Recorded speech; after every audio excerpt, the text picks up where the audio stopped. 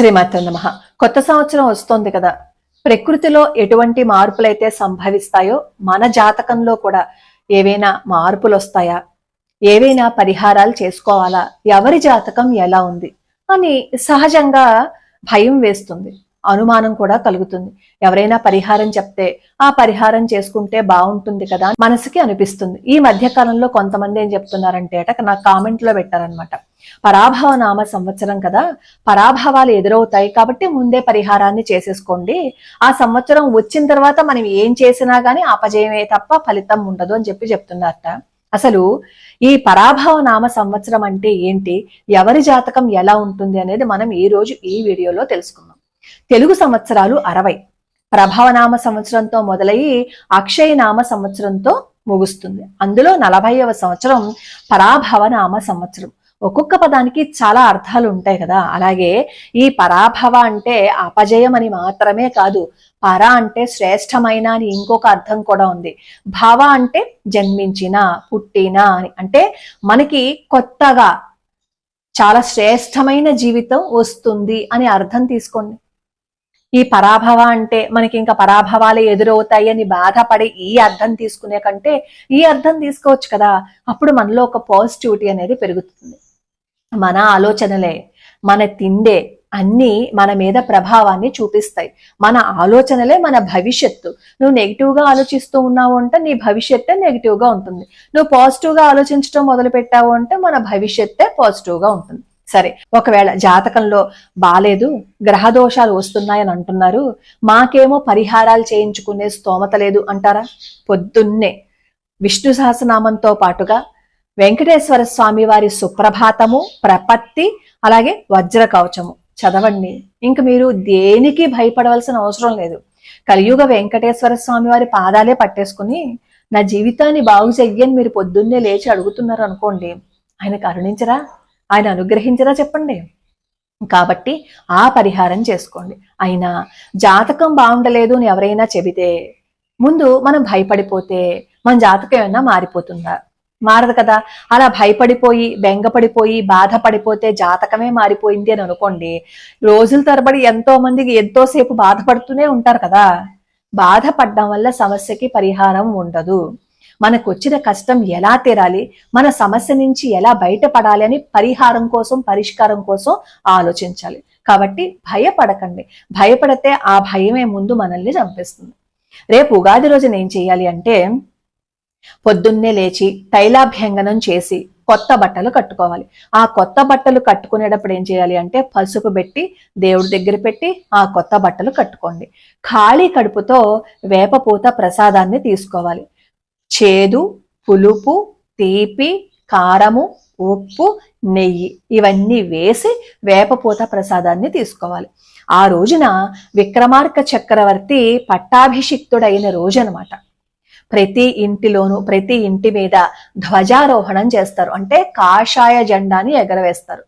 RSS కార్యాలయాల్లో కూడా వాళ్ళ భవనం మీద కాషాయ జెండాని ఉగాది రోజున ఎగురవేస్తారు. కాబట్టి కాషాయ జెండాని ఎగురవేసే ప్రయత్నం చేయండి. లేదు అంటే మనకి కాషాయ జెండా మీద హనుమంతుల వారు వస్తారు కదా, కాషాయ జెండా ఆ రోజున వసంత నవరాత్రులు మొదలయ్యే రోజు. కాబట్టి వసంత నవరాత్రులు అంటే రామ నవరాత్రులు కదా. కాబట్టి మనం కాషాయ జెండా ఎగిరేసాం అనుకోండి, రామచంద్రమూర్తిని మన ఇంటికి ఆహ్వానించినట్లే కదా. అలాగే జాతకం బాగుండలేదు, అమ్మో మాకు ఏ బాధ వస్తుందో, ఏ కష్టం వస్తుందో అని అనుకుంటారా? ఈ నవరాత్రులు, ఈ 9 రోజులు శ్రీరామాయణాన్ని పారాయణం చేయండి.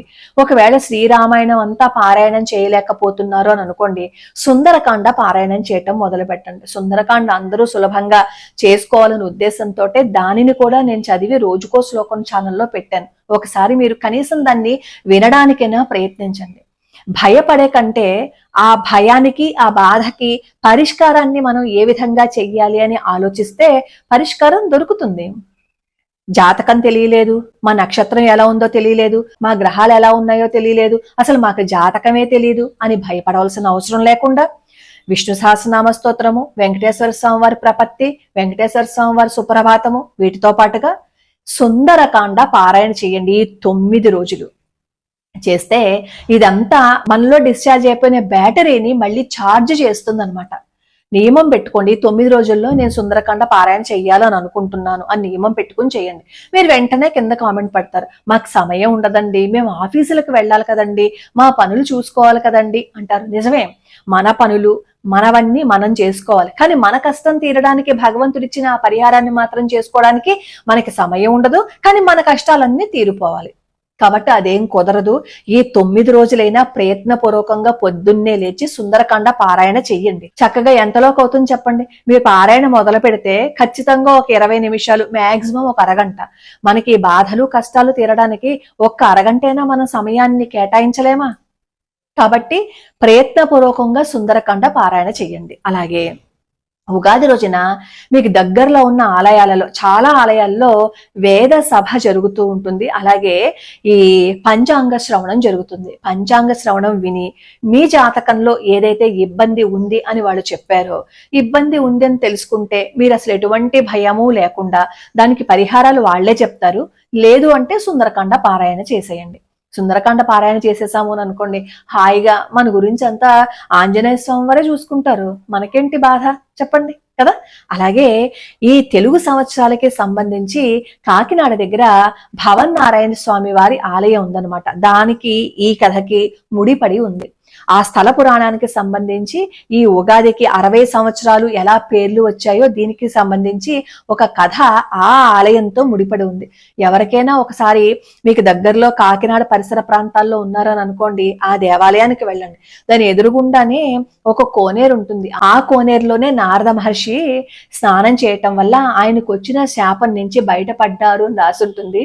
ఇప్పుడు ఆ కోనేరు ఏమి శుభ్రంగా లేదనుకోండి, కానీ ఆ కథ మాత్రం, ఈ 60 సంవత్సరాలకు సంబంధించి జరిగిన కథ మాత్రం భవన్నారాయణ స్వామి వారి ఆలయంతో ఉంది అని చెప్పి చెప్తారు. ఒకసారి మీరు దర్శనం చేసుకోవడానికి వెళ్ళిరండి. అలాగే రేపు వచ్చే ఉగాది నుంచి 4 నెలల పాటు నీటిని దానం చెయ్యండి. నీటిని దానం చేయడానికి ఎవరు తీసుకుంటారండి అనే అనుమానం టక్కున వచ్చేస్తుంది కదా. గమనించండి, ఇది వచ్చేది వేసవి కాలం. చాలా మంది చలివేంద్రాలు పెడుతూ ఉంటారు కదా. చలివేంద్రాలు పెడుతుంటే అక్కడికి వెళ్ళి కనీసం రోజులో కొంచెం సమయమైనా అక్కడ మీరు సేవ చేయడానికి ప్రయత్నించండి.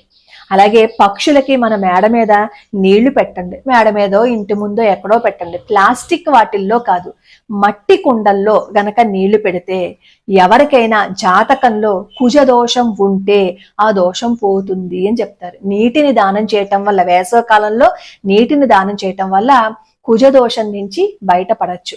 ఒకవేళ చలివేంద్రం దగ్గరికి వెళ్ళి మేము పనిచేయటం కంటే కూడా మేమే చలివేంద్రాన్ని ఏర్పాటు చేసే స్తోమత స్థితి ఉంది అని అనుకుంటారా, మీరు చలివేంద్రాన్ని ఏర్పాటు చేయండి.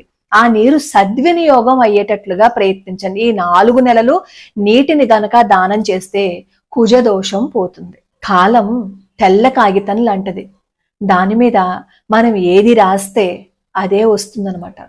మనం నీతి నిజాయితీగా ఉండి భగవంతుడి పాదాలు పట్టుకుంటే ఆ తెల్ల కాగితం మీద వచ్చే అక్షరాలు మనకి విజయాన్ని చేకూరుస్తాయి. మనం అన్యాయం చేస్తూ ఇంకొకరిని బాధ పెడితే కాలం అనే ఆ తెల్ల కాగితం మీద వచ్చే అక్షరాలు మనకి చెడు కర్మై మనతో పాటు వచ్చి మనల్ని బాధ పెడతాయి. ఏ అక్షరాలు రాసుకోవాలి అనేది మన ఇంగితం మీదే ఆధారపడి ఉంటుంది. కాబట్టి జాతకం బాగుండలేదు, పరాభవనామ సంవత్సరం వచ్చింది, మాకు కష్టాలు నష్టాలు బాధలు ఇవన్నీ వస్తాయి అని భయపడే కంటే పరిహారం మన ఛానల్లోనే చెప్పాను కాబట్టి అది విని పరిహారం చేసుకుంటే భగవంతుడి అనుగ్రహం ఉంటుంది. వచ్చేది వేసవకాలం కాబట్టి కొన్ని ఆరోగ్యానికి సంబంధించి ఇబ్బందులు కూడా ఎదురవుతూ ఉంటాయి. ఆ ఇబ్బందుల నుంచి బయట పడడానికే వేప ఆకు బెల్లము కలిపి తినమంటారు.